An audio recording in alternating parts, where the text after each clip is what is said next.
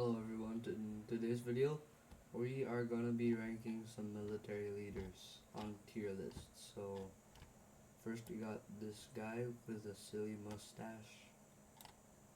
No explanation needed. Um Next we got Napoleon. I'm not sure where I'd put him, but I'd probably just put him here.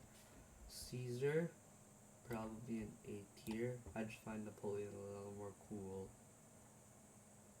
Hannibal,